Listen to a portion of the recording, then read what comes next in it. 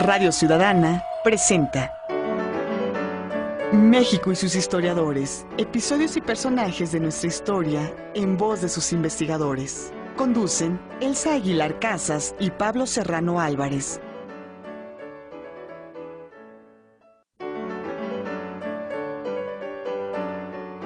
Buenas tardes, les saluda Sandra Vázquez a nombre de todo el equipo de producción de México y sus historiadores, un espacio abierto para el saber histórico y la participación de usted que nos escucha.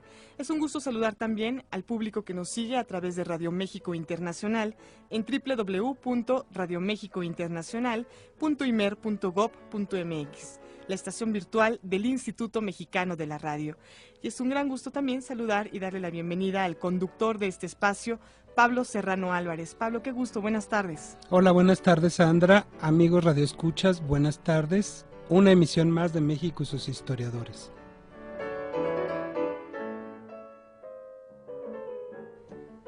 Como sacado del baúl de los recuerdos, en los sótanos de las casas antiguas, el historiador Ariel González Curi rescata la experiencia de gobierno municipal en la Ciudad de México en el periodo 1876-1912 y titula su trabajo La experiencia olvidada. Hoy estará presente esta experiencia olvidada, pero antes permítanme decirles quién es nuestro invitado.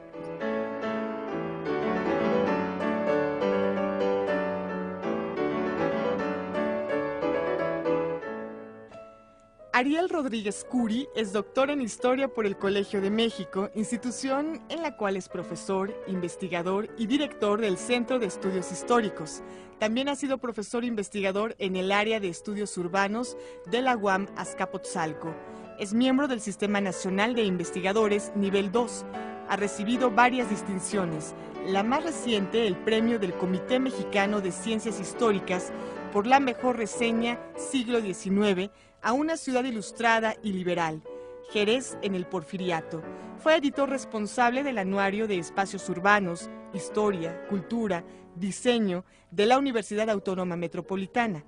Ha escrito decenas de artículos y capítulos de libros, y algunos de ellos son Historia del Desasosiego, La Revolución en la Ciudad de México, 1911-1922, La experiencia olvidada, El Ayuntamiento de México, Política y Gobierno, 1876-1912.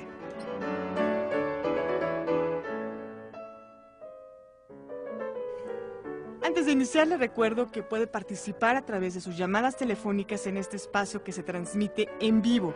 Así que no dude en comentar, en hacer preguntas a nuestro invitado. Los teléfonos son 5604-8229, 5604-7926 y 01800-670-1680. Recuerde que para usted tenemos cada semana obsequios.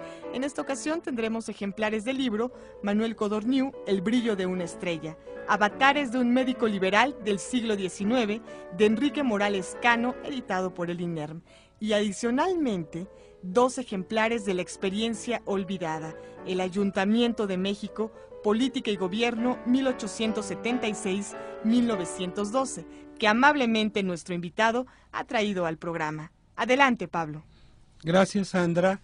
Pues es un gusto, amigas y amigos, contar con la presencia en México sus historiadores de Ariel Rodríguez Curi. ¿Qué tal, Ariel? Buenas tardes. Buenas tardes, muchas gracias por la invitación. Además es una distinción tenerlo aquí porque es director del Centro de Estudios Históricos del Colegio de México, así es que es un honor que esté aquí, pero más honor que nos brinde la posibilidad de presentar en este espacio la experiencia olvidada, que ahorita nos explicará por qué es experiencia olvidada, pero es más bien una historia del Ayuntamiento de México en pleno porfiriato, prácticamente hasta los inicios de la Revolución. Y como hemos estado muy regionalistas en este mes, pues decidimos invitar a Ariel para que nos hable un poco de esta experiencia local para aquel entonces, ¿no? ¿Qué es el Ayuntamiento de México en esta época? Y qué intenciones tenía a nivel de organización de las políticas públicas, digamos, de la ex Ciudad de los Palacios, ¿no? El ayuntamiento, como aparece en La experiencia olvidada, es relativamente una novedad político-institucional. Así es. Estamos muy acostumbrados a pensar que el primer ayuntamiento que se fundó en lo que hoy es el territorio mexicano lo hizo Cortés en las costas de Veracruz, etcétera. Pero en realidad la gran revolución municipal de la historia mexicana es la que implanta Cádiz a partir de 1812, que de hecho inaugura una tradición. Y dentro de dentro de esa tradición municipal, el Ayuntamiento de México tendría una serie de características muy peculiares. Una de las más importantes seguramente es que era un órgano tanto de gobierno como de representación política. Tenía ambas funciones, incluso hasta la Revolución Mexicana. Para que nos entendamos, diríamos que el Ayuntamiento de México era la primera autoridad civil encargada de la administración de las personas que vivían en la Ciudad de México y de las cosas que ocupaban espacio en la Ciudad de México: los tranvías, los faroles, las llaves públicas, los parques, las bancas, los pavimentos. Esas eran las tareas de gobierno del Ayuntamiento de México. Claro. Durante la época colonial había un ayuntamiento, pero estaba como muy desorganizado, ¿no? Y Cádiz le da como cierto sentido, como ciertas funciones. Digamos que el Ayuntamiento novohispano sí tiene estas características asimétricas, desorganizadas, pero además no es estrictamente una instancia electiva, es decir, donde la población participe en la elección de sus miembros. Algunos puestos son por designación del propio rey, otros son comprados, en fin, tiene una serie de características. Lo que hace Cádiz es darle al ciudadano de la capital de la República o de la principal ciudad de la República el derecho a elegir el ayuntamiento. Eso lo hace Cádiz de manera muy clara. La otra cosa que hace la Constitución de Cádiz de 1812 y que va a tener un efecto muy largo en la historia mexicana es dotar al ayuntamiento de materias de gobierno, con mucha más claridad. Administrar las cosas de una circunscripción que vamos a llamar a la larga municipio y administrar en buena medida a las personas que viven dentro de ese espacio que a la larga vamos a llamar municipio. Claro. Bueno, eso es una modificación sustancial porque hay una representación política ya, ¿no? ¿Y qué pasa después, Ariel? Porque después viene pues la Constitución de 1824, antes la consumación de la independencia, la Constitución del 24 y después todo este desgarriate entre centralistas y federalistas. ¿Qué pasa con ese ayuntamiento de la Ciudad de México? Y curiosamente eso es una de las instituciones más estables de la independencia. No cambia ni en la definición de sus materias de gobierno ni en alguna de sus dinámicas más importantes. Es curioso además que sean las leyes centralistas las que le van a dar la organización definitiva con un documento que se llamaron las Ordenanzas Municipales de 1840, que incluso van a llegar hasta la Revolución Mexicana vigentes. Muy importante entender la historia municipal mexicana porque es una especie de infraestructura que dentro de todos los cambios y los debates ideológicos y las rupturas políticas tiene una permanencia que en otros tipos de instituciones no nos imaginamos. Y ese es el caso del Ayuntamiento de la Ciudad de México. Ahora, este Ayuntamiento de la Ciudad de México, ¿qué dominaba? ¿El casco que ahora conocemos como centro histórico o cuál era su territorio de dominación? Porque bueno, había muchos ayuntamientos, ¿no?, en la estructura. Así es, hay una estructura vertical sobre el Ayuntamiento de la Ciudad de México, que es la del gobernador del distrito, que está vigente también todo el siglo XIX y hasta 1928, y es muy importante que esa figura de gobernador no era un cargo electivo, nunca lo fue en todo el siglo XIX. El gobernador del Distrito Federal era un designado por el presidente. Cosa que va a heredar después lo que llamamos el regente o jefe del departamento del Distrito Federal. La gran ruptura es en 1997, cuando por primera vez los ciudadanos eligen al titular del poder político en la ciudad. Ahora, ¿cuál es la extensión de la Municipalidad de México, el territorio natural y legal que gobernaba el ayuntamiento? Digamos que para que nos entendamos era más o menos de Peralvillo a Río de la Piedad, es decir, a Insurgentes y Viaducto, de norte a sur, y de este a oeste, digamos que iba un poco más allá de San Lázaro, donde está hoy la Cámara de los Diputados, hasta Chapultepec. Ese era más o menos el territorio del Ayuntamiento de México, con algunas precisiones que habría que Y hacer. era un ayuntamiento de los más poderosos porque igual se asentaban los poderes federales en el mismo, en la misma demarcación, digamos. Absolutamente. Y las demás que estaban alrededor eran otros ayuntamientos. Otras municipalidades con otros ayuntamientos que se encargaban de su gobierno. Ujú. La municipalidad de San Ángel, de Tlalpan, Ya. de Iztacalco, de Xochimilco, etcétera, que Ujú. tenían efectivamente mucho menos población. Estamos Claro. hablando de, para 1900, de una población de unos 300,000 habitantes en la Municipalidad de México, Ujú. mientras que el conjunto del resto de las municipalidades, que podrían ser hasta 13 o 14 más, Ujú. no sumaban más de 25,000, Claro. 50,000. Oye, Ariel, y bueno, con la intervención francesa y el imperio francés, ¿no hubo una modificación de esta estructura? Hubo algunos ajustes, no Porque tan... ya ves que cambiaron toda la... Así es. pusieron departamentos, ¿no? Así es, Ujú. prefecturas y todo esto. Ujú. Hubo algunas modificaciones en lo que equivaldría al nivel del gobernador del Distrito Federal, ampliando su autoridad casi a toda la cuenca de México y más allá. Ujú. Pero curiosamente, a nivel de la estructura municipal, se tocó muy poco la definición de su materia de gobierno y de su integración. Es decir, no, por eso decía yo que es una de las estructuras más constantes, más permanentes Ujú. en prácticamente 120 años de la historia mexicana, que es mucho decir. Claro. Vamos a una pequeña pausa, Sandra, y volvemos. Así es, Pablo.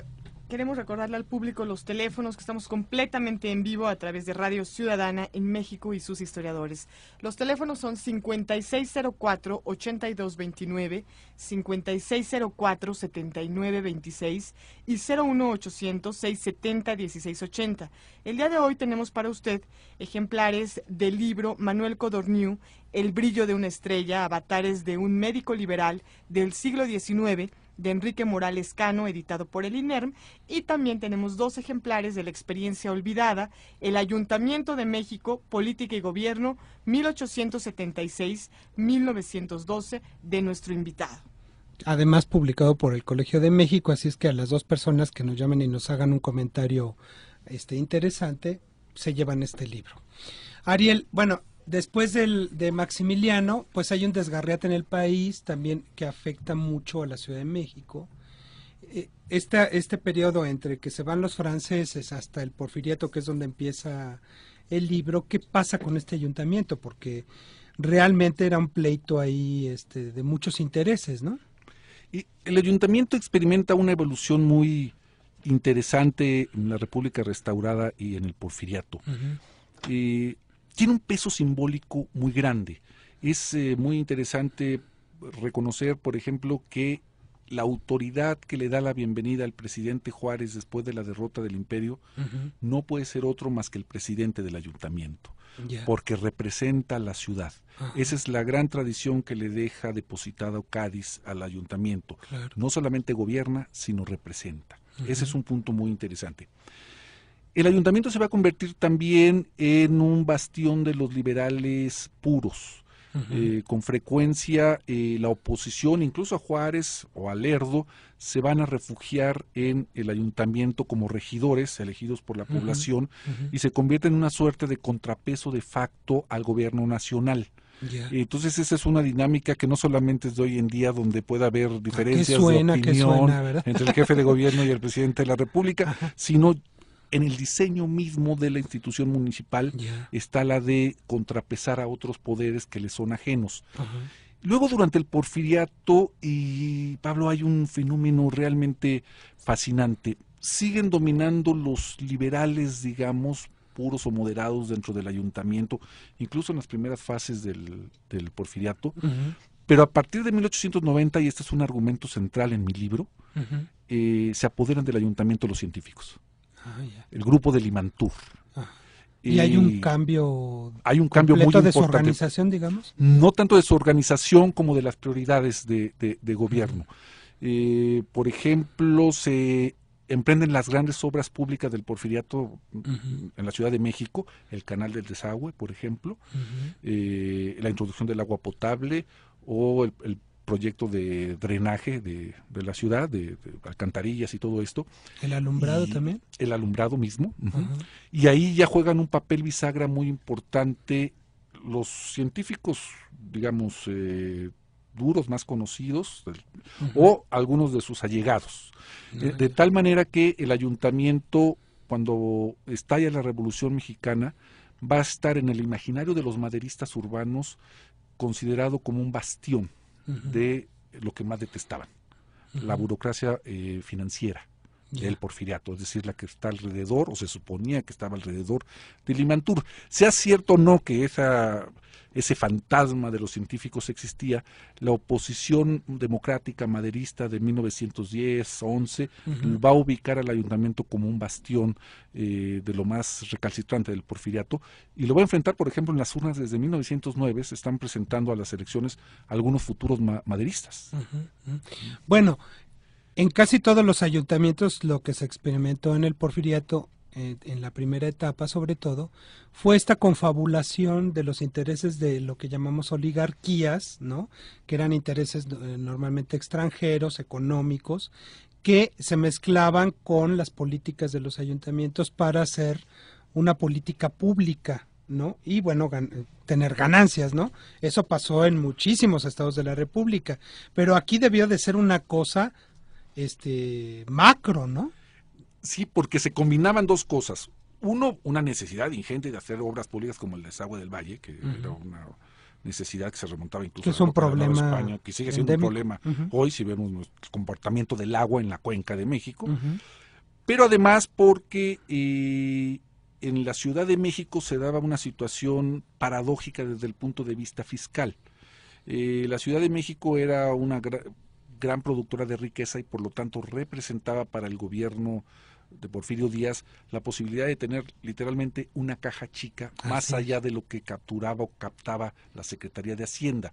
Por lo tanto, uno de los conflictos o de las diferencias más recurrentes en la administración de la ciudad es qué impuestos son federales y qué impuestos son locales, pero no solamente eso, sino quién los cobra y luego lo reparte, ¿no? Entonces eso ahí suena a mucha contemporaneidad. Sí, ¿no? sí, porque al final del Porfiriato, según el cálculo que yo hago en el libro, es muy probable que la Ciudad de México estuviera dando más al Tesoro Federal de lo que estaba recibiendo vía el presupuesto federal. Es decir, la ciudad estaba subsidiando al gobierno nacional. Claro. ¿Cuáles eran las políticas? Tú mencionas como 3 grandes periodos del ayuntamiento, pero las políticas concretas, ¿no? Por ejemplo, en el Porfiriato se hicieron estos grandes fraccionamientos que ahora ya han sido devorados por el crecimiento urbano. Está las calles y avenidas, ¿no? Que crecieron, bueno, el Paseo de la Reforma, nada más ni nada menos. Los monumentos históricos, en fin, una serie de políticas urbanas, ¿no? Que transformaron completamente a la ciudad durante el Porfiriato. Y ahí los intereses del ayuntamiento son muy claros, ¿no? Sí, y yo creo que, mira, los retos más importantes del ayuntamiento porfiriano, el que estudio en el libro, son de 2 tipos. Uno es hacer la obra o las obras públicas necesarias, y el otro es dotar de servicios no directamente por el ayuntamiento, sino por empresas concesionarias. En el libro, por ejemplo, aparece un estudio de cómo el ayuntamiento trata de regular a las empresas de tranvías, ¿no? Que es la gran novedad tecnológica del momento, porque el tranvía pasa de ser jalado por mulitas, digamos, a electrificarse, y ya está completamente electrificado hacia mediados de la década de 1890.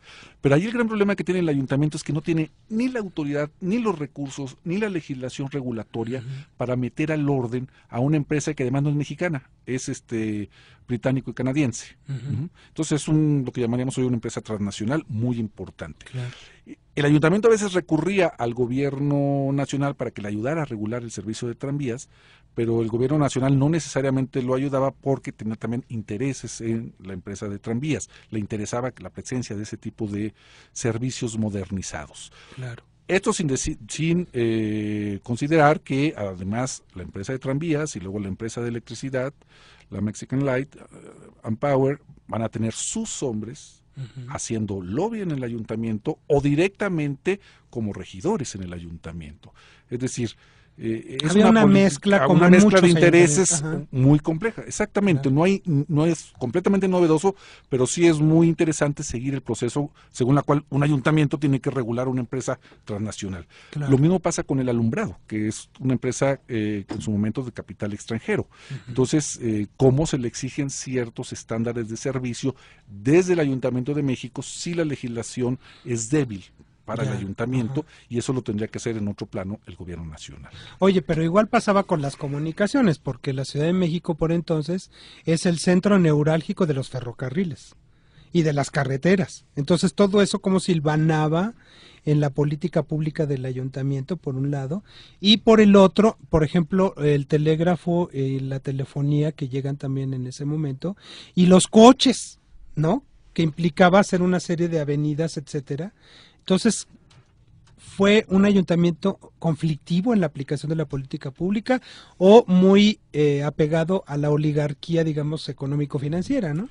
Fue un ayuntamiento más contestatario hasta 1888, 1890. Ya cuando se cimentó el sistema. El ¿no? sistema. Y luego un ayuntamiento mucho más disciplinado a los designios del grupo financiero que lo controlaba a partir de 1890 y hasta 1910. Y luego un ayuntamiento profundamente reformista durante el maderismo. Se hacen 2 o 3 planteamientos de reforma municipal, de control de servicios entre 1911 y 1912. Lo que pasa es que no se consolida la experiencia democrática del maderismo precisamente por el golpe de Huerta en febrero de 1913. Entonces ya no sabemos cuál es la evolución, cuál podría haber sido la evolución posterior de ese modelo municipal. Lo que viene después es la revolución, lo que viene después son medidas de emergencia que ya no corresponden en la lógica porfiriana a la manera en que había venido funcionando el ayuntamiento. ¿Quiénes gobernaban realmente la Ciudad de México en estos 3 periodos que mencionas en el libro? Hay una diarquía, digamos. El hombre fuerte es el gobernador del Distrito Federal. Con mucha frecuencia hasta la década de 1890, un militar. A partir de 1890 designado es por Porfirio, por Porfirio Díaz, sin necesidad de pedirle permiso a nadie. A partir de 1890 tienden a llegar allegados o miembros del grupo científico, Landa y Escandón, por ejemplo. Ese que estuvo mucho tiempo, ¿no? Mucho tiempo, casi 10 años.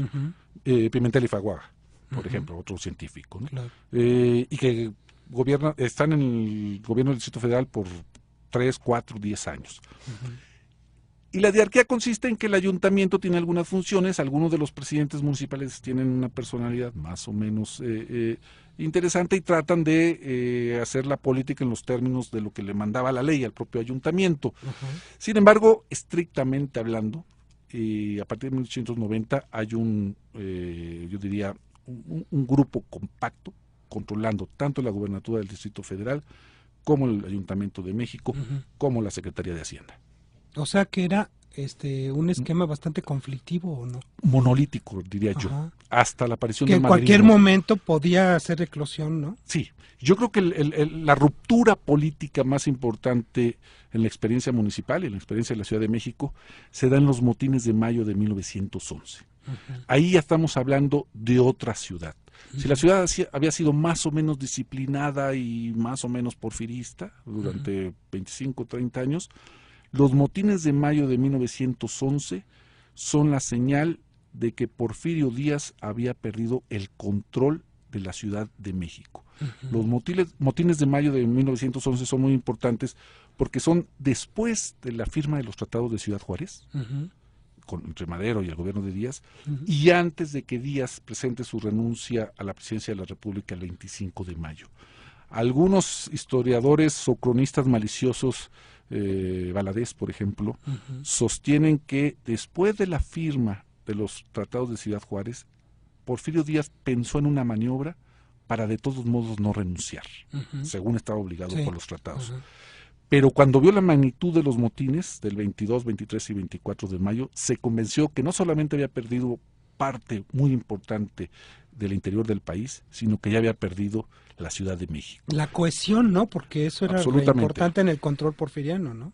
De hecho, los amotinados dejan perfectamente claro que su rebelión no es contra otra cosa, sino en favor de la renuncia de Díaz, porque se manifiestan enfrente del Palacio Nacional, enfrente de la Cámara de Diputados y enfrente de la casa particular de Díaz. En la calle de la Cadena. En la calle de la Cadena. Hay una narración estremecedora de un funcionario de la Embajada de Estados Unidos, donde dice como una multitud de 10,000, 15,000, 20,000 personas se acerca ominosamente, digamos, a la casa de Díaz, estando todo el cuerpo diplomático adentro de la casa de Díaz, y hay ametralladoras montadas en las azoteas de bueno, la hay una casa crónica de un historiador joven que publicó en la revista Relatos de Historia, que por cierto en estas fechas cumple 3 años esta revista, que es alucinante porque se refleja a Díaz firmando la renuncia, redactando la renuncia, firmando con una lágrima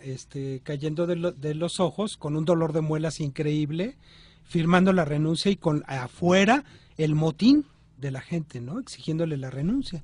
Pues eso es una pérdida de control absoluto. Absoluto, además, en lo que Valadez llamaba la ciudad de los 30 años, es decir, la ciudad que se suponía que Díaz había apapachado, había financiado, había construido, etcétera. Ahí hay un motín enorme. Eso cambia la política municipal, la manera de entender la política local para los próximos 10 o 15 años en México. Muy interesante, Ariel. Vamos a otra pausa, Sandra. Así es la pausa de la media ya. Le recordamos que estamos completamente en vivo a través de Radio Ciudadana y de Radio México Internacional, transmitiendo México y sus historiadores con Pablo Serrano Álvarez. Y el día de hoy tenemos para usted, quien nos llama a través del 5604-7926, 5604-8229 y 01800-670-1680, el libro Manuel Codorniu, El brillo de una estrella, avatares de un médico liberal del siglo XIX, de Enrique Morales Cano, editado por el INERM, y también tenemos 2 ejemplares de La experiencia olvidada, El Ayuntamiento de México, Política y Gobierno, 1876-1912, de nuestro invitado Ariel Rodríguez Curi, una publicación del Colegio de México. Volvemos.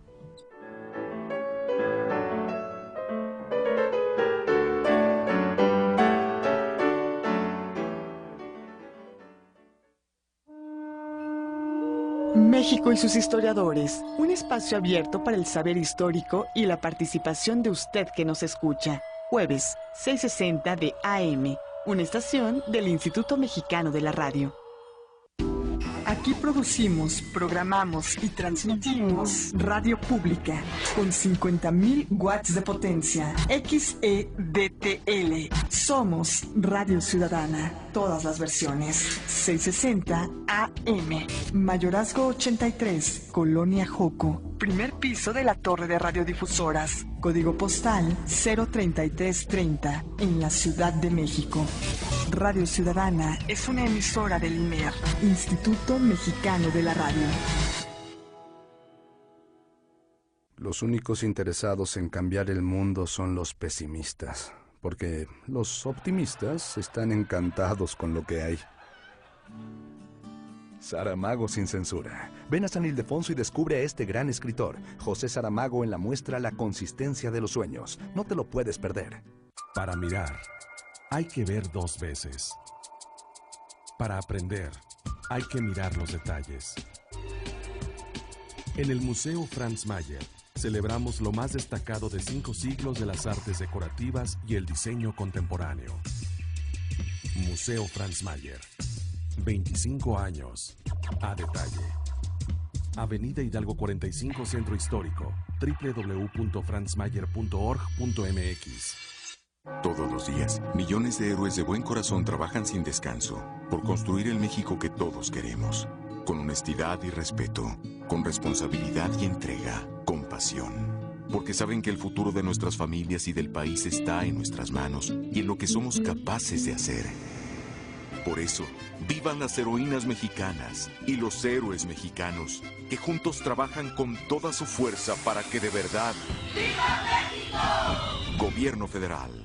La Auditoría Superior de la Federación es una institución que efectúa auditorías a los organismos públicos para buscar la mejora de la administración de los recursos en beneficio de los ciudadanos. Emite recomendaciones para que los objetivos y metas de los programas públicos se desarrollen con eficiencia, eficacia y economía. Cuando detecta alguna irregularidad en el manejo de los recursos públicos, impone sanciones económicas para recuperar los recursos en beneficio del patrimonio público.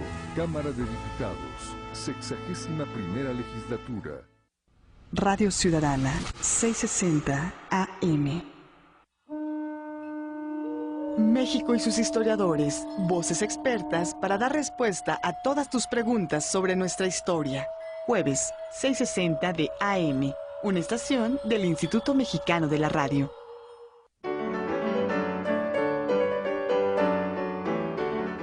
Muy bien, pues estamos ya de nueva cuenta con usted, completamente en vivo a través de Radio Ciudadana en México y sus historiadores. Hoy, bajo la conducción de Pablo Serrano Álvarez, conversamos con Ariel González Curi, historiador, sobre su libro Ariel Rodríguez Curi, sobre su libro La experiencia olvidada, el Ayuntamiento de México, Política y Gobierno, 1876-1912.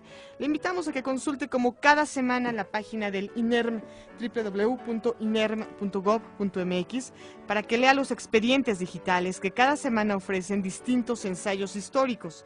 A partir de mañana usted podrá encontrar La expedición de Isidro Barradas, de Magdalena Más, y La muerte de José Clemente Orozco, de Mónica Barrón.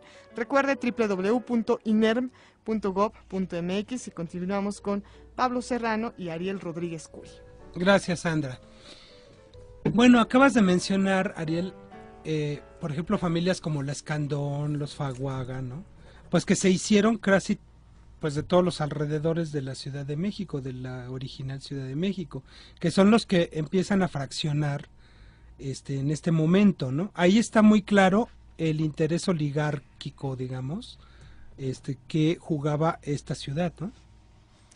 Sí, hay un momento hacia 1890 otra vez, donde, a pesar de que el antecedente puede estar 20 años antes, pero hacia 1890 es claro ya que el negocio inmobiliario es uno de los futuros negocios de la Ciudad de México. Esto hay que entenderlo bien en dos planos. Uno, la Ciudad de México no crece aceleradamente durante el Porfiriato. De hecho, hay historiadores que sostienen que como modelo urbanizador, el Porfiriato fracasa. Cuando inicia el Porfiriato hay un porcentaje de población viviendo en las ciudades y es prácticamente el mismo en 1910. Sin embargo, la Ciudad de México sigue siendo atractiva por otras razones. Se ponen de moda, se han publicitado muchísimo los ambientes sanos para vivir. Entonces, la gente, según va adquiriendo, las familias van adquiriendo ciertos recursos, tratan de dejar zonas insalubres con los famosos miasmas, expuestos a desechos orgánicos, etcétera, y buscar zonas más agradables o, en todo caso, que se consideraban más sanas para el desarrollo de las personas. Por eso la primera expansión de la ciudad es hacia el poniente, en este eje que va más o menos de la Alameda hacia Chapultepec, digamos, que es uno de los ejes favoritos de las élites o de las clases medias. Y ahí estos grupos de inversionistas van a descubrir que hay un negocio que promete. Es muy probable que una de las grandes fuentes de creación de riqueza, de acumulación de capital en el México contemporáneo haya sido el negocio inmobiliario. Algo que no hemos estudiado a fondo los historiadores. No, digo, hay muy pocos trabajos. Muy pocos trabajos y que tenemos que hincarle el diente porque usualmente pensamos en el desarrollo económico en las fábricas, en los bancos, etcétera. Sí, eso es parte del desarrollo económico. Pero el negocio inmobiliario es un negocio que ha sido sumamente atractivo a las élites mexicanas y no sé si muy sano para el desarrollo de la economía mexicana. ¿Cuál era, Ariel, pues aprovechando que estamos hablando del ayuntamiento, como que la distribución económica de la Ciudad de México en el Porfiriato? Porque eso definió mucho el rumbo hacia el siglo XX. Yo creo que los contemporáneos tendemos a pensar que la Ciudad de México era lo que es hoy. Y curiosamente en 1900, por ejemplo, la Ciudad de México, el Distrito Federal es la tercera entidad más poblada de la República, no la primera. Y no tiene la primera lugar, digamos, en población dedicada a la industria, sino tiene el segundo, tercero o cuarto lugar. Es sobre todo una ciudad de servicios. No es una aglomeración industrial en el sentido que lo vamos a conocer en los 1940, 1950, 1960. Algo cambió, seguramente que tiene que ver con la revolución, que la convirtió en una aglomeración industrial, pero antes de eso la ciudad era sobre todo una ciudad de negocios, de comercio, de transacciones financieras, de artesanos, etcétera. Y también a nivel de educativo, ¿era atrayente? Quizás al final del Porfiriato, ¿no? Seguramente al final del Porfiriato y de todos modos antes de 1910 el déficit en educación básica es enorme en la Ciudad de México. Están estudiando el 40 o 50% de los niños en edad escolar. Es decir, no hay una cobertura total para los niños que necesitaban educación. De hecho, uno de los últimos grandes proyectos de Justo Sierra en la Secretaría de Instrucción Pública es construir escuelas macizas, grandes, impresionantes, tal como han mostrado algunas investigaciones recientes, para los niños de la Ciudad de México. Sin embargo, se construyen de esa envergadura 8 escuelas, ¿no? De todas las llamadas que hemos recibido, hay una preocupación por parte de nuestros radioescuchas en torno a los impuestos, Ariel. O sea, cómo se pagaban impuestos, cómo se aprovechaban esos impuestos y qué intereses había en juego en los impuestos y si esto se reflejaba en el crecimiento de la ciudad o en el estado de las comunicaciones, etcétera, de la ciudad. Les daré 2 ejemplos. Por ejemplo, ¿cuáles eran los ingresos municipales en 1884? ¿En qué consistían? Había 5 rubros principalísimos. El más grande de ellos, alrededor de unos 550,000 pesos de esa época, era el impuesto que se llamaba derechos municipales. Ese impuesto ya no existe en la actualidad.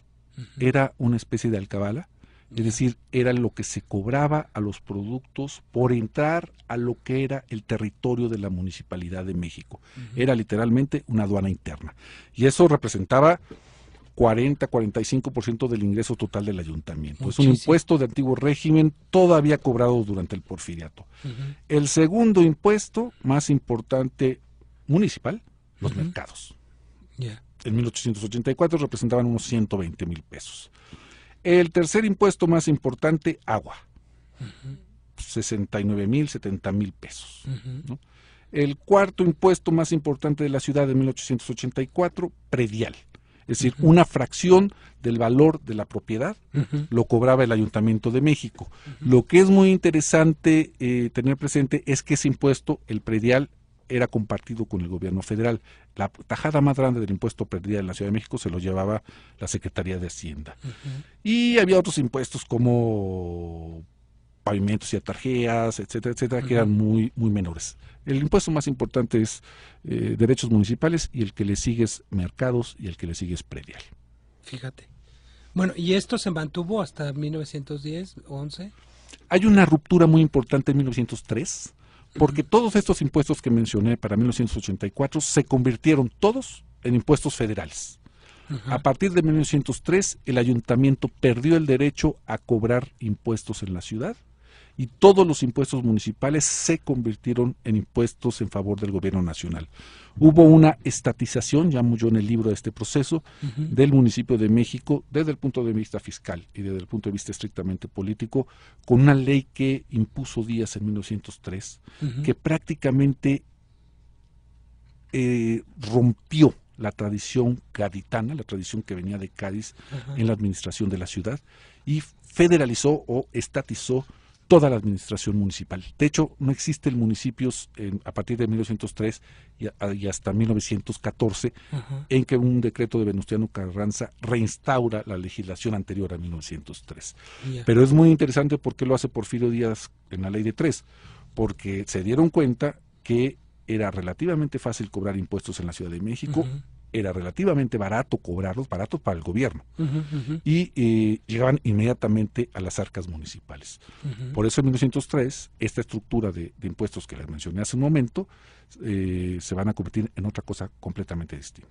Oye, ¿la reforma electoral de 1904 afectó de alguna manera al ayuntamiento? Sí, porque hasta 1903 los ayuntamientos se eligen de manera completa cada año. En diciembre los ciudadanos votaban y en enero tomaba posesión el nuevo ayuntamiento.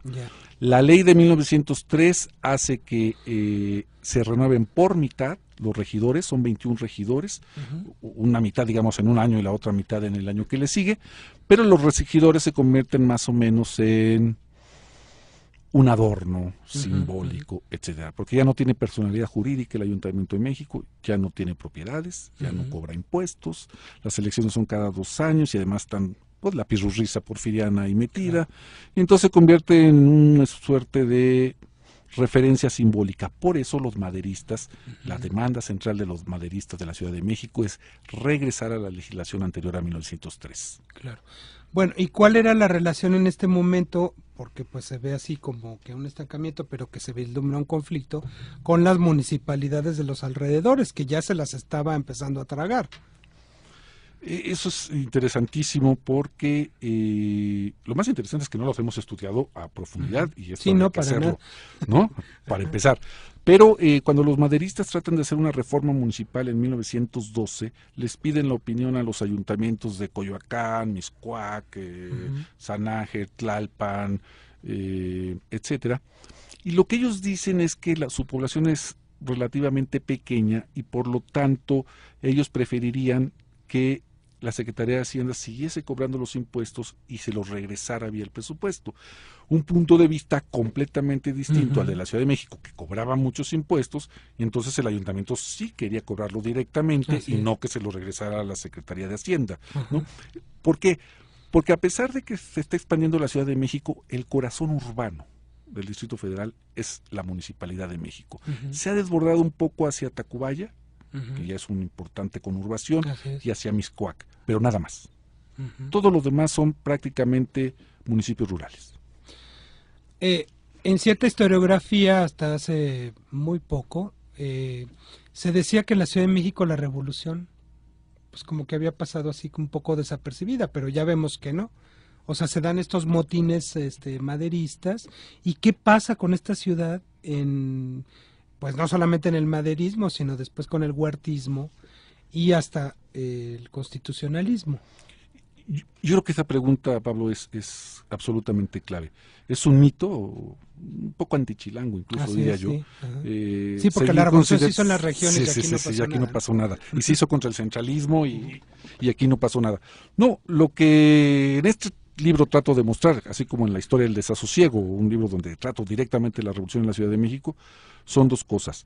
Uno, que los motines como los de mayo de 1911 se van a repetir hasta 1915, pero por distintas razones. En 1915 va a haber muchos motines para exigir a las tropas revolucionarias la provisión de alimentos. Y son motines importantísimos. Sí, por la crisis de 15, ¿no? Por la crisis de 15, que recorren los mercados, los negocios, los saquean, que acosan la Casa de Obregón, por ejemplo, exigiéndole que regule el abasto de alimentos de la ciudad, etcétera, etcétera. Son momentos muy, muy difíciles. La otra cosa que es importantísimo y que a mi juicio muestra la participación muy importante de la Ciudad de México en la revolución, es la huelga general de 1916, que la hemos tenido un poco como un intento muy romántico de una serie de sindicatos, pero que en realidad acabó en nada. Falso. La huelga general de 1916 es porque un grupo de sindicatos, el más importante es el SME, el Sindicato Mexicano de Electricistas, querían que la moneda fiduciaria, y los billetes, estuvieran respaldados en oro. ¿Por qué? Porque la inflación es muy, muy grande, porque el desabasto es muy grande. Así es. Por lo tanto, convocan una huelga general y como tenían el control de la presa de Necaxa, bajan el switch y la Ciudad de México queda a oscuras o con problemas un par de días. Fíjate. Digamos que es el único caso de una huelga general en la historia mexicana. Y es el único caso donde la huelga general se realiza, aunque fracasa. Es, digamos, reprimida por el gobierno de Carranza. Sin embargo, allá hay un elemento muy importante que se gesta en la Ciudad de México. Las personas están protestando porque el precio de los alimentos se han vuelto inalcanzables. Y por lo tanto, proponen una medida de política económica. Respaldar en oro los billetes de los bancos, que a nosotros nos puede parecer, digamos, de sentido común, pero no necesariamente lo es en ese contexto. Pierde la huelga, pero gana la demanda. Quiero decir, pierde la huelga porque son reprimidos, son encarcelados los dirigentes y sobre todo uno es condenado a muerte, aunque después Carranza le cambia la pena de muerte por una prisión que iba a ser en principio larga y después lo deja salir, lo amnistía. Pero lo que es más fascinante es que la demanda de los huelguistas es aceptada por Carranza y hacia 1917 se vuelve al patrón oro para respaldar la moneda fiduciaria. Es decir, que la demanda de los huelguistas ganó en la política. Y hay un intercambio de correspondencia fascinante entre ese dirigente del Sindicato Mexicano Electricista que iba a ser originalmente fusilado y Carranza, donde este dirigente le da las gracias por haberlo amnistiado y le dice, y además pues se cumplió nuestro pliego petitorio, ¿no? Fíjate. Esa es la contribución de la Ciudad de México a la revolución, que es fundamental. La otra contribución es la cultura política de la capacidad de autoorganizarse de los pobladores. Claro. Eso va a quedar muy marcado por la experiencia del hambre de 1915. Todo esto que criticamos mucho, que llamamos clientelismo, etcétera, etcétera, y que tiene partes criticables, pero que tiene partes también muy valiosas, proviene de esta reconfiguración política de la ciudad durante la revolución. Claro. Y esa es una de las grandes aportaciones de la Ciudad de México a la cultura política mexicana. Yo creo que fue una ciudad revolucionaria, porque fíjate, los motines maderistas, ¿no? Después llega Madero y pues esto era un desgarriate, porque además coincidían aquí muchas fuerzas y actores sociales que venían de distintas regiones, de paso o no. Después, pues la famosa decena trágica, que fue verdaderamente una gran tragedia y que los habitantes padecieron mucho. Después el autoritarismo de Huerta, y después hubo una serie de huelgas de hilados y tejidos, esta que dices de los electricistas, de empleados gubernamentales. Bueno, y después los zapatistas y los villistas y los obregonistas que coinciden acá. Realmente fue una ciudad revolucionaria, ¿no? Sí, cambió su cultura política en muy pocos años. Yeah. Digamos, pasó de una cierta pasividad o condescendencia con el régimen porfiriano a una gran capacidad de autoorganización para adaptarse primero a la guerra y al hambre, una cosa que fue enormemente cruenta en la Ciudad de México y en sus alrededores. Sí, mucho. 1914, 1915 y 1916 son años de hambre. Y son años de enormes enfrentamientos bélicos entre las tropas carrancistas y los zapatistas en las goteras de la Ciudad de México, muy cerca de la Ciudad de México. Y por otra parte, ya habiéndose aprendido a organizar, aprendieron que la organización sirve también para hacer interlocución con la autoridad política. Y eso es algo que no hemos perdido. ¿No? Eso es algo que sabemos hacer bien en la Ciudad de México y yo creo que es un activo de la cultura política. Aunque a la gente no le guste que manifestaciones, que plantones y todo, es una manera relativamente pacífica de hacerse visible ante la autoridad. Claro. Y viendo el contexto del país es una medida bastante civilizada. Claro. Oye, Ariel, ¿y qué pasó con el famoso ayuntamiento en estas épocas convulsas de la Ciudad de México? Porque pues, ¿cuál política pública ahí? Pasó la de Caín, digamos, sobre todo durante la fase de la lucha de facciones. El Ayuntamiento de México a lo largo de todo de la segunda mitad de 1914 y la primera mitad de 1915, se empecinó, para su bien, en decir somos neutrales, no somos villistas, no somos zapatistas, no somos carrancistas. Somos ayuntamiento constitucional, decían ellos, no ayuntamiento constitucionalista. Hay que recordar que la Ciudad de México fue ocupada por las facciones revolucionarias 7 veces entre julio de 1914 y julio de 1915. Si hubiese tomado partido el Ayuntamiento de México por alguna de las facciones, seguramente no hubieran sobrevivido al paredón. No lo hicieron. Ningún regidor fue fusilado por causa de su adhesión a alguna de las facciones. Pero en realidad lo que más trabajo le costó al Ayuntamiento de México, y luego una vez ganada la guerra de facciones a los carrancistas, fue estabilizar el abasto de alimentos en la ciudad. ¿Y como qué una hizo? prioridad fundamental. Una absoluta. ¿Y qué hizo Carranza? Un norteño de Coahuila que no conocía muy bien la Ciudad de México, le encargó al ayuntamiento que organizara el abasto de emergencia, con tiendas de expendios de productos básicos, decían ellos, una especie de tiendas a precios subsidiarios para vender maíz, azúcar, café, chile. Se llegaron a instalar hasta 40 tiendas de estas de emergencia, pues, ¿no? Y fue una de las tareas más ingratas que se le encargó al Ayuntamiento de México, pero más o menos la libró, más o menos la hizo, y no le quedó más remedio a Carranza, que no quería reconocer el régimen municipal en la Constitución del 17 para el Distrito Federal, no lo quería. El proyecto original de Carranza dice, la Ciudad de México se va a administrar directamente desde el Ejecutivo. El constituyente se lo rechaza porque le dijo, entre otras cosas, a lo que tú te referías. Esta ciudad ya hizo su parte en la Revolución Mexicana y no puede ser que la demanda central o una de las demandas centrales de la Revolución Mexicana, municipio libre, se le quite a la capital nacional. Entonces el constituyente le impone a Carranza el régimen municipal para la Ciudad de México. Que dura hasta 28. Hasta 1928, con muchos problemas, con algunos éxitos, y Obregón genera las condiciones políticas, digamos, suficientes para desaparecerlo. Y lo que desaparece Obregón no solamente es el régimen municipal que venía de la Constitución de 1917, sino yo sostengo en el libro, lo que desaparece Obregón es la tradición de gobierno local que había inaugurado en México la Constitución de Cádiz. Definitivamente. Bueno, ¿y cómo se desarticula todo eso? Porque debió de ser algo complicadito, ¿no? Entre los intereses en juego, entre los revolucionarios, porque además estos puestos en los ayuntamientos eran como botín político, ¿no? En algunos casos así lo eran. Entonces, no fue tan complicado porque estaba muy desprestigiado el modelo municipal en la década de los 20, sobre todo en la segunda mitad. Entonces, lo que hace Obregón es generar una mayoría en el Congreso para aprobar la nueva legislación, y con la sola oposición de un voto interesante, se oponen pocos, pero el que habla por los opositores a esta reforma es Vicente Lombardo Toledano, que tiene una intervención muy citada al respecto. Pero no hay gran estremecimiento, realmente el municipio de México desaparece como de muerte natural, y se inaugura este modelo que recuerda a la Ley de 1903, donde hay un jefe de gobierno, un jefe del departamento, designado por el presidente, sin responsabilidad ante ningún órgano colegiado, y delegados, porque eran los representantes de ese jefe en las circunscripciones del Distrito Federal. Por eso los seguimos llamando delegados. Y ese modelo dura de 1929 a 1997.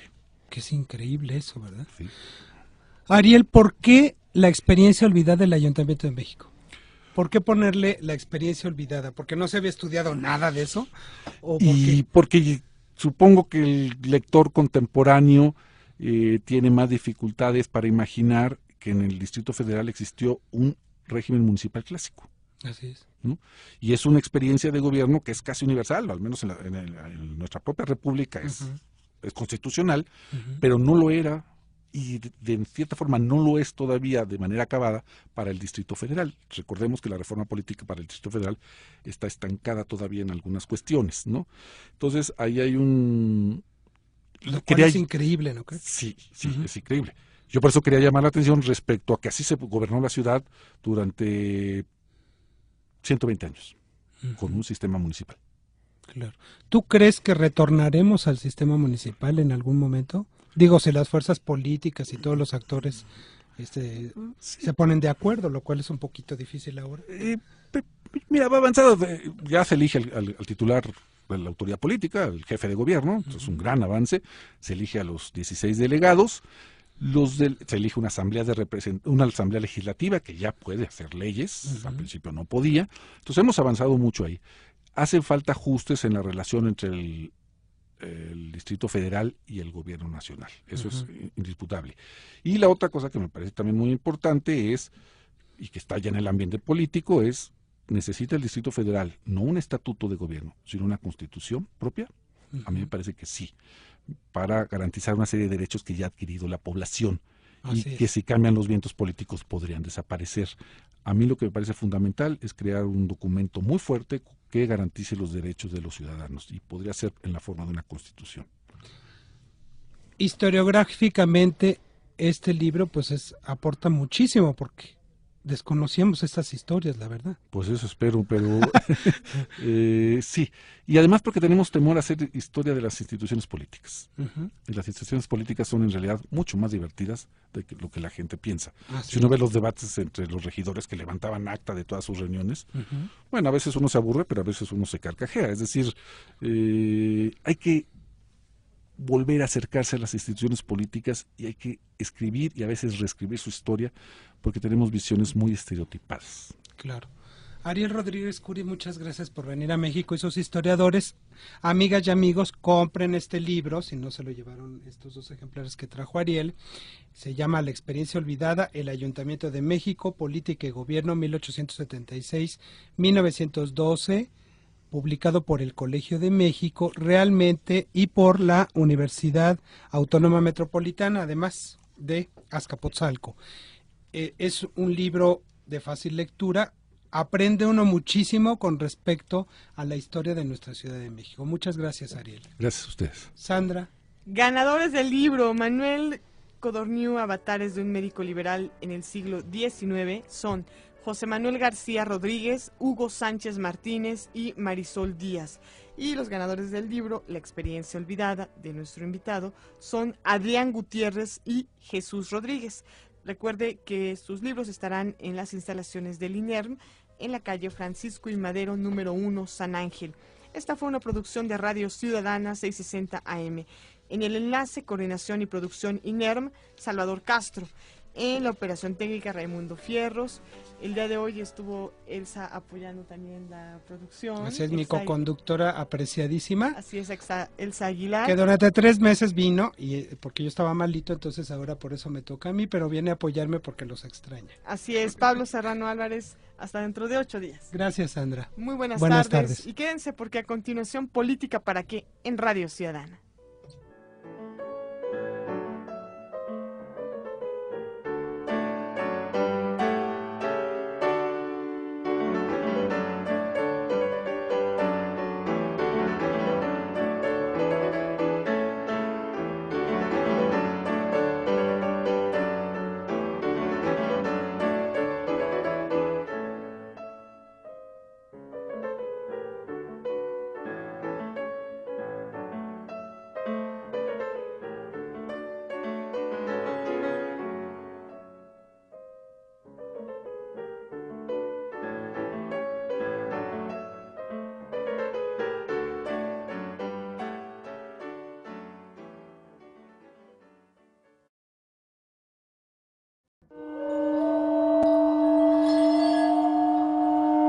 Radio Ciudadana presenta México y sus historiadores, episodios y personajes de nuestra historia en voz de sus investigadores. Conducen Elsa Aguilar Casas y Pablo Serrano Álvarez.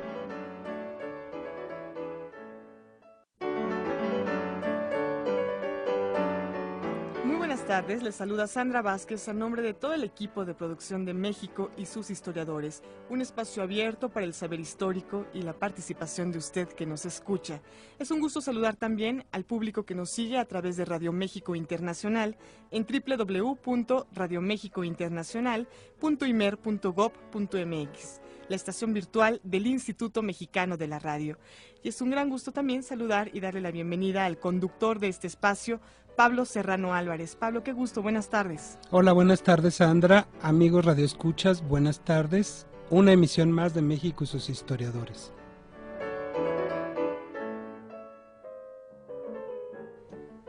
Como sacado del baúl de los recuerdos, en los sótanos de las casas antiguas, el historiador Ariel González Curi rescata la experiencia de gobierno municipal en la Ciudad de México en el características muy peculiares. Una de las más importantes seguramente es que era un órgano tanto de gobierno como de representación política. Tenía ambas funciones, incluso hasta la Revolución Mexicana. Para que nos entendamos, diríamos que el Ayuntamiento de México era la primera autoridad civil encargada de la administración de las personas que vivían en la Ciudad de México y de las cosas que ocupaban espacio en la Ciudad de México: los tranvías, los faroles, las llaves públicas, los parques, las bancas, los pavimentos. Esas eran las tareas de gobierno del Ayuntamiento de México. Claro. Durante la época colonial había un ayuntamiento, pero estaba como muy desorganizado, ¿no? Y Cádiz le da como cierto sentido, como ciertas funciones.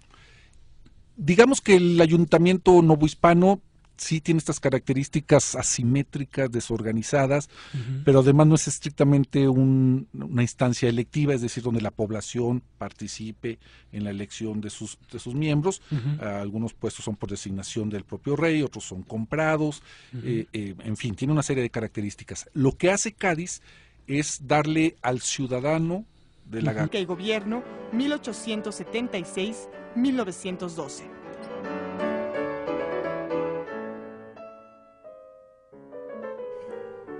de iniciar, le recuerdo que puede participar a través de sus llamadas telefónicas en este espacio que se transmite en vivo. Así que no dude en comentar, en hacer preguntas a nuestro invitado. Los teléfonos son 5604-8229, 5604-7926 y 01800-670-1680. Recuerde que para usted tenemos cada semana obsequios. En esta ocasión tendremos ejemplares del libro Manuel Codorniu, El brillo de una estrella, Avatares de un médico liberal del siglo XIX, de Enrique Morales Cano, editado por el INERM. Y adicionalmente, 2 ejemplares de La experiencia olvidada, El Ayuntamiento de México, Política y Gobierno 1876-1912, que amablemente nuestro invitado ha traído al programa. Adelante, Pablo. Gracias, Sandra.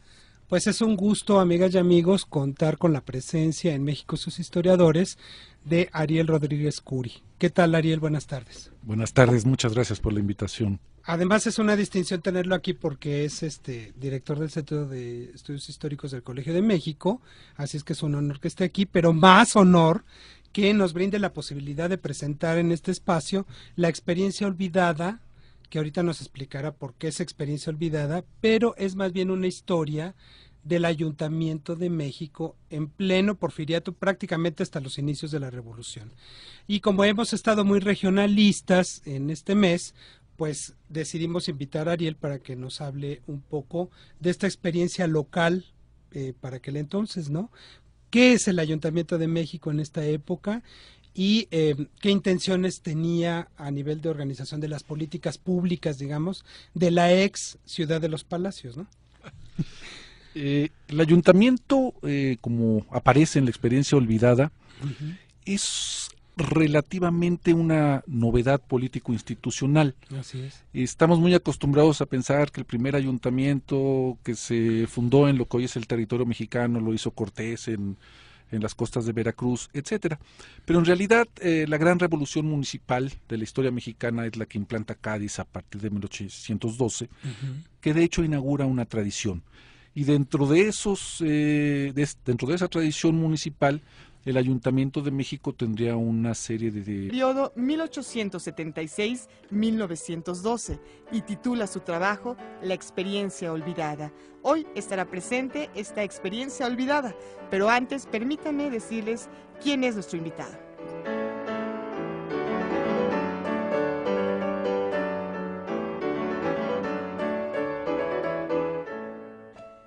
Ariel Rodríguez Curi es doctor en Historia por el Colegio de México, institución en la cual es profesor, investigador y director del Centro de Estudios Históricos. También ha sido profesor investigador en el área de estudios urbanos de la UAM Azcapotzalco. Es miembro del Sistema Nacional de Investigadores Nivel 2. Ha recibido varias distinciones, la más reciente el premio del Comité Mexicano de Ciencias Históricas por la mejor reseña siglo XIX a una ciudad ilustrada y liberal, Jerez en el Porfiriato. Fue editor responsable del Anuario de Espacios Urbanos, Historia, Cultura, Diseño de la Universidad Autónoma Metropolitana. Ha escrito decenas de artículos y capítulos de libros, y algunos de ellos son Historia del desasosiego, La Revolución en la Ciudad de México, 1911-1922, La experiencia olvidada, El Ayuntamiento de México, Política